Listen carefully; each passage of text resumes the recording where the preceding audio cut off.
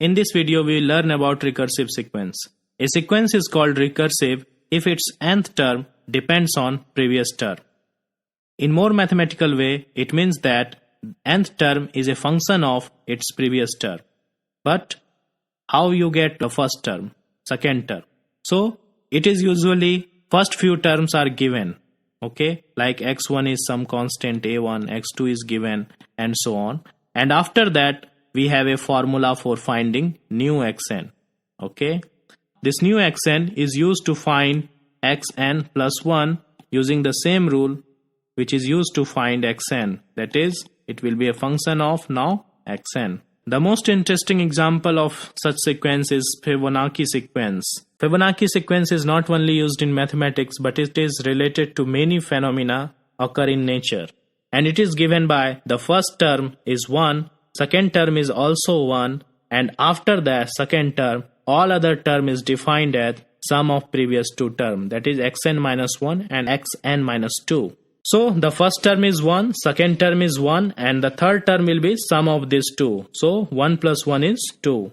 Fourth term is sum of previous two term, that is 2 plus 1, 3. Next term is 3 plus 2, 5. 5 plus 3, 8, and so on. So you can see that it is an increasing sequence and it is not bounded.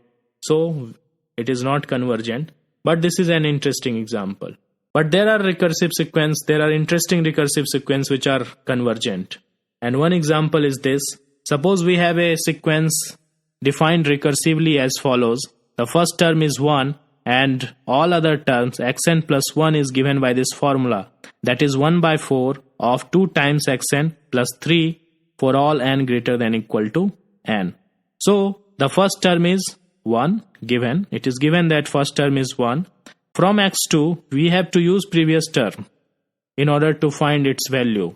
For example, in x2 we will 1 by 4 2 times x1, so we will write the value of x1 here plus 3 and we will get 5 by 4.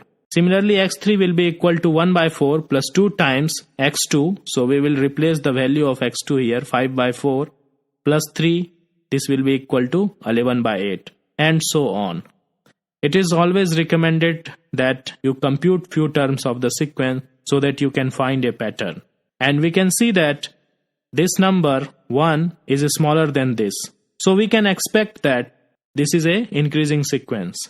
So in order to prove that the sequence is increasing, we have to use induction. We have shown that x2 is greater than x1. We know that in induction we have to show some base case. So this is the base case. Now we have to make a hypothesis that xn plus 1 is greater than xn. It means that we use this inequality to drive the next inequality. So if we multiply both sides by 2 and then we add 3 and then in the last part we divide both sides by 4, then on the right side we will get xn plus 2 and on the left side we will get xn plus 1. We can see that xn plus 2 is greater than xn plus 1. So by principle of mathematical induction, this is true for all n belongs to natural number. So the given sequence, this sequence is increasing. Now we have to find a upper bound of this sequence. If it is bounded by some number, then it will be convergent. Now take these few terms and try to guess some upper bound. We can see that this, then next term is 5 by 4, the next term is 11 by 8, okay, and next term is 23 by 16. So it happens to be all the terms are less than 2 because 16 times 2 is 32 and 23 is less than 32. Against 8 times 2 is 16 and 11 is less than 16. So it turns out to be all the terms are less than 2. Again we will use induction. We will prove the base case, that is x1 is less than 2. Now we will make a hypothesis that xn is less than 2. If we multiply both sides by 2, we will get 2xn less than 4. If we add 3, we will get 2xn plus 3 is less than 7. And if we divide both sides by 4, we will get this term is less than 7 by 4. But 7 by 4 is less than 2. And what is this? This is xn plus 1. And xn plus 1 is strictly less than 2. So again, by principle of mathematical induction, this is true for all n. Hence by monotone convergence theorem, it is convergent. Because xn has xn is monotonically increasing and bounded, and its limit given by this formula. We have to find its supremum. But rather than finding supremum, we will use another trick. That is, on limiting case, this will become x and this will also become x. If we take limit both side and apply algebra of limits, then we will get x equal to 1 by 4 times 2x plus 3, which will reduce to 2x equal to 3, and x turns out to be 3 by 2. Sometimes this method works, sometimes this method doesn't work. Now let's see another example. Again we have first term equal to 1, and after that it is defined as xn plus 1 is equal to square root of 2 times xn for all n greater than equal to 1. So the first term is given, that is 1. Second term is square root of first term times 2, that is square root of 2. Then we will use and multiply this by 2 and take its square root, and we will get x3. Then again we take this term, we will multiply this by 2 and take its square root. Then we will get x4, and so on. We can see that x1 is less than 2, x2 is also less than 2. Suppose xn is less than 2.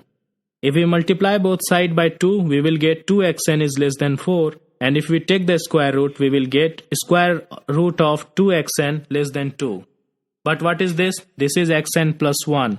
So we will get xn plus 1 less than 2. Hence, by principle of mathematical induction, we will get xn less than 2 for all n. And hence we can say that the given sequence is actually bounded. Now we have to show that it is increasing. We can see that first few term it is increasing actually. x2 is greater than x1 and x3 is greater than x2. Now suppose we make a assumption that xn is less than xn plus 1. If we multiply both sides by 2, then 2xn will be less than 2xn plus 1. And if we take a square root, again a square is monotonically increasing function, so the sign of inequality will remain preserved. So we get a square root of 2xn will be strictly less than a square root of 2xn plus 1. But what is this? This is xn plus 2 and this is xn plus 1. Thus we get xn plus 2 is greater than xn plus 1. Hence, by principle of mathematical induction, we get xn plus 1 is greater than xn for all n. Thus, it is a increasing sequence. Now we have already shown that it is bounded. Since xn is monotonically increasing and bounded, we can say that it is convergent. Now limit xn is given by this formula, supremum. We will take this formula which is used to define the sequence and take limits both sides. Assume that its limit is x. This will become x and this will also become x. So we have a formula in limiting case x equal to a square root of 2 times x. And if we solve it, we will get two quantity x equal to 0 and 2. X equal to 0 is not possible because the terms are, we can see that all the terms are greater than 1. So it cannot converge to 0. So the answer is x equal to 2.